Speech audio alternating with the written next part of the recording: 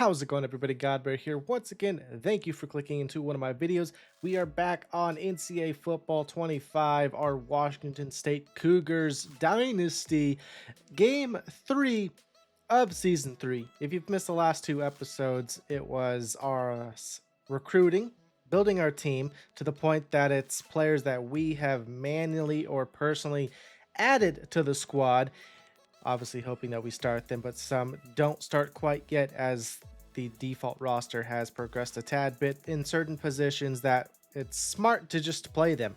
And we simulated those first two seasons, so I showed the gems, the bust that we found, and now, of course, in the full season now, in the full development of it, and we're going to be playing every single game. There will be 2 games every episode, so we're going to be playing against Kansas State this week, and then next week I'll let you see when we actually get done with these Kansas State Cougars. It's kind of cat versus cats here. I'm not sure if they're Cougars or cats or Bobcats, but they're one of them. I'm not much of a collegiate follower in terms of real life, so I'm not sure what everybody's actual name is other than their location. So it's cat versus cat. Hopefully we come out on top of this one, but our linebackers are very, very athletic.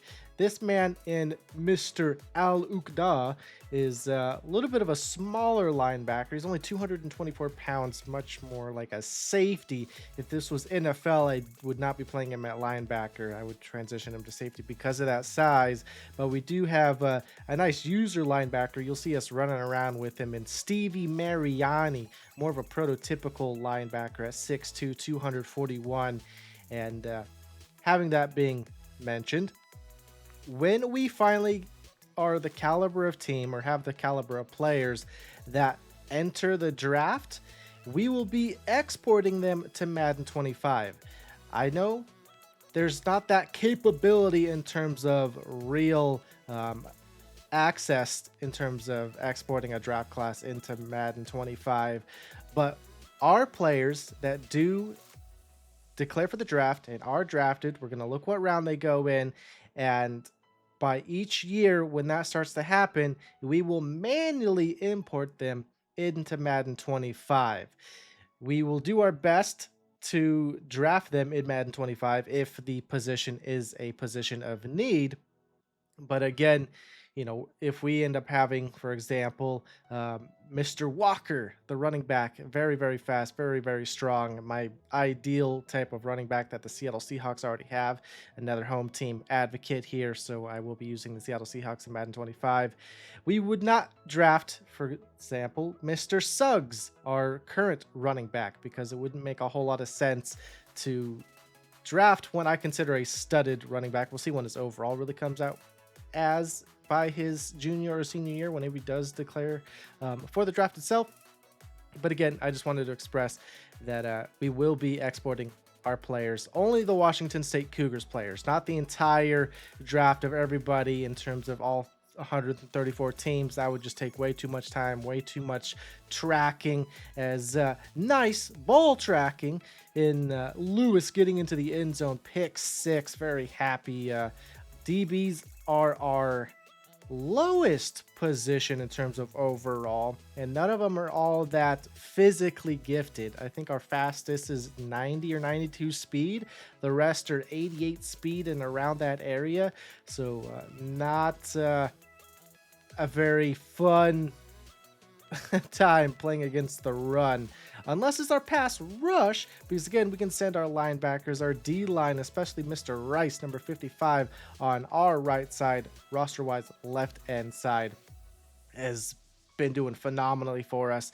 In week 1, he had 5 sacks, but again, that was against the FCS East team, so no surprise, only 68 overalls. He kind of wreaked havoc and padded some stats there, but we are going to finally get a comfortable lead, 31-7 against these Kansas State Kitty Cats, and the running back for Heisman difficulty is so good about, they're so shifty.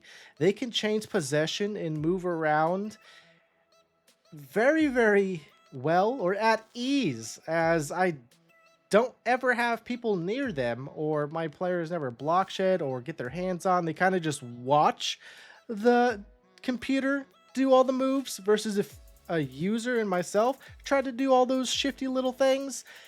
They just track me down, they block shed, and I throw my very first interception of the season. I don't like to see that. At least we didn't do it in game one. It would have hurt my feelings even much more if we happened to throw an interception against a 68 overall squad. But that's enough talking about the FCS team. They will be our first opponents every single week as long as we can schedule them for it, because I want the season opener every time to be a cakewalk. Let us see what our players are truly capable of as they go up against boo-boo squads, and just kind of pad some stats, aid them in terms of any possible Heisman candidates if we continue to play well throughout the rest of the season, as Julius Suggs is a monster. I already called him and warned you guys about him. Absolute goon, 230 pounds, 93 speed, and it's going to be so nice to play with him, as yes, I will be kicking and missing a fair share of field goals. A little difficult. It's not terribly hard to get at least yellow, but our kicker with 91 kick power only has 69 kick accuracy. So even if we miss a little bit, so if we're not in the green part of the side to side, we're going to miss that field goal. If it's in the yellow, it's going to make us look real bad, and we're going to miss the dang thing by 10 plus yards.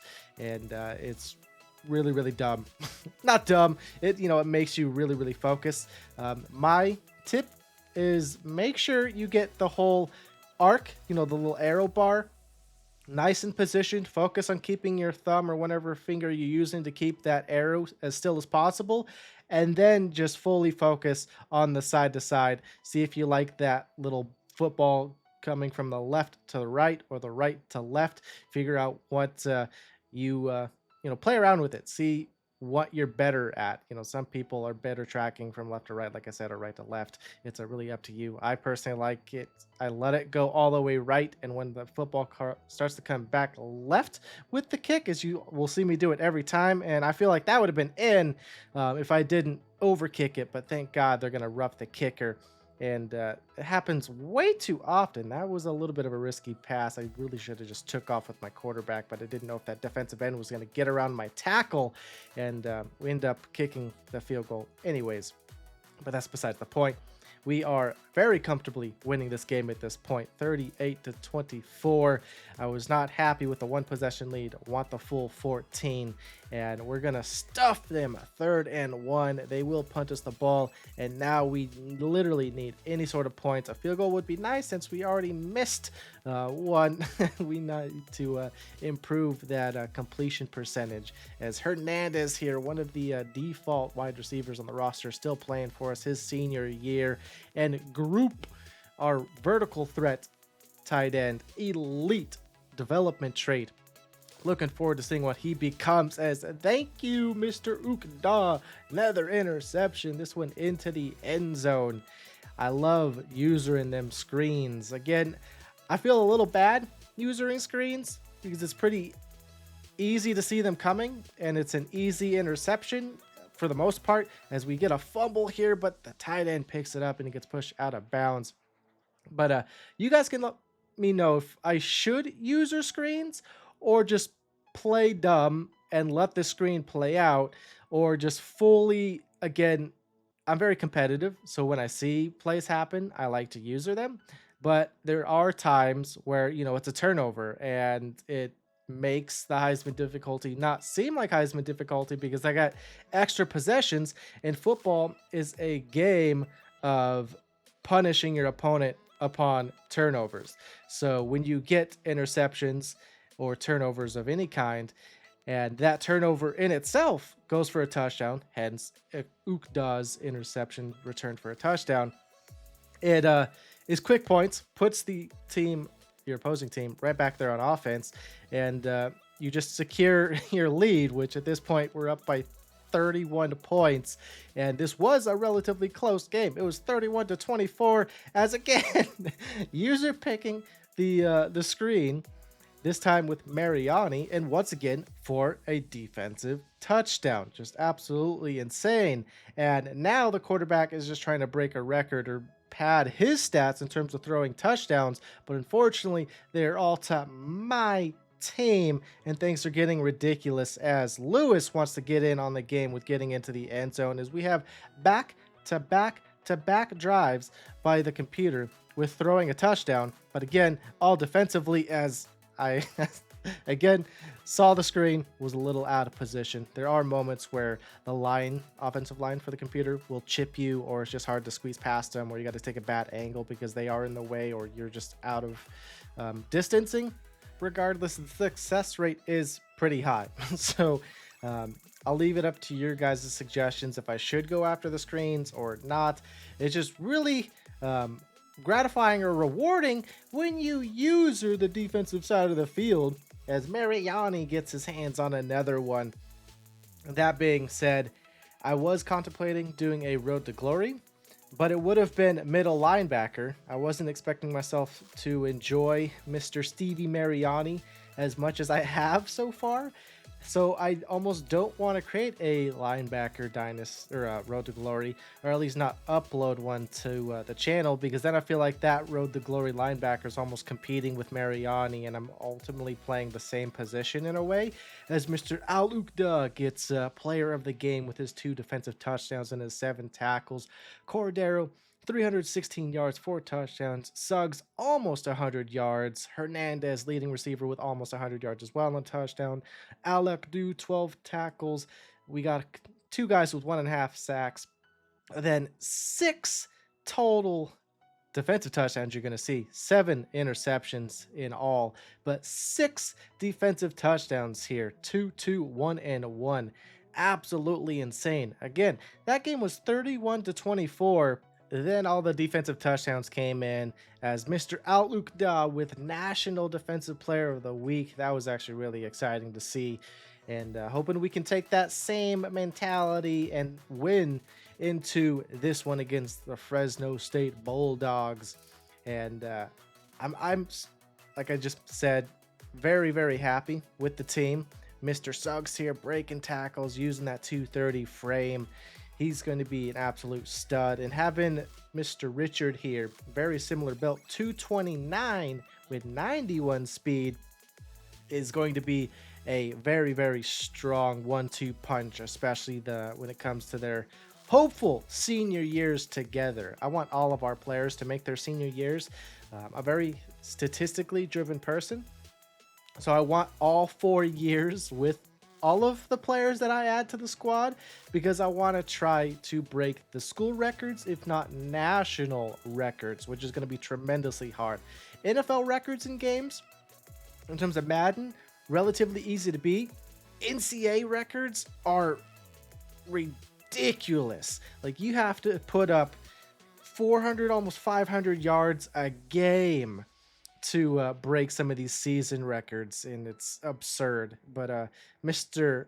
Doss here wants to get into the late party of defensive touchdowns since he missed out last week. So he gets us a nice 2-possession lead early on in this one, and our defense is right back, still firing on all cylinders. A little bit of a bad angle from me, but that running back still gets upended after he picks up the first down. And here goes the running back, or the CPU, I should say, just weaving in between contact, as there are moments where I'm smashing X trying to get the conservative tackle, but you got to be like right on top of people as I try to block the kick. It's a roughing the kicker penalty, so we're going to send them right back out on offense with fresh downs, and they don't capitalize as Foot gets himself an interception, and now we can try to go up 3 scores, have a secure victory as Mr. Suggs, don't like how you're dropping that ball. It did go out of bounds, but please use them big old strong arms of yours and keep that ball close to your chest, or at least within your own possession. And Mr. Freeman, this senior wide receiver with 96 speed, man. I love having him in the slot there with that little wide receiver sweep, or otherwise the little pop pass, I like to call it.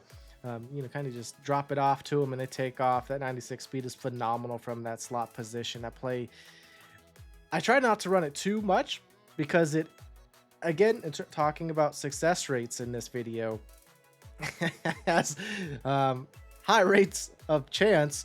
Roughing the kickers is very, very common. As how is that not Mariani, or not Mariani's? That's Haynes, the free safety.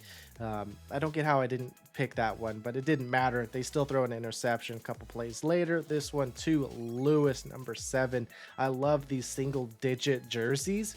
Again, much more of a common thing is in terms of collegiate play in NCAA football here. Our running back literally wearing number 13 out of all things. Our second, Mr. Richard, wearing number 9. Like, there's the whole aspect or camaraderie of the collegiate play in NCAA football here is so fun. The fact that you can recruit and add so many players to your team, unlike Madden, where you can get up to 25 draft picks, but then you got to trade so much away or just cheat the game and do it yourself manually and literally just abuse the system. But in terms of NCAA football here, you have 35 scholarships to offer, and I may run into an issue next season. I'm not going to spoil what position it may be. There's a good sense that you might be able to guess what it is. But we're going to have too many studs or superstars or talented players in a particular position that we can't play them all. And I don't want to be that jealous girlfriend that okay, good pass by the computer. Again, we have a good, comfortable lead, so I don't mind complimenting them. It's only when they make good plays in close games that it's annoying, as Freeman here busting off a kick return for a touchdown. Dude is third string wide receiver, and of course our starting special teams in terms of kicking punt return, but plays as he's our number 1 guy. Obviously, wide receiver sweeps, he flourishes in that position because he's right on the inside and he can take those to the house, which he's showing you guys in this game.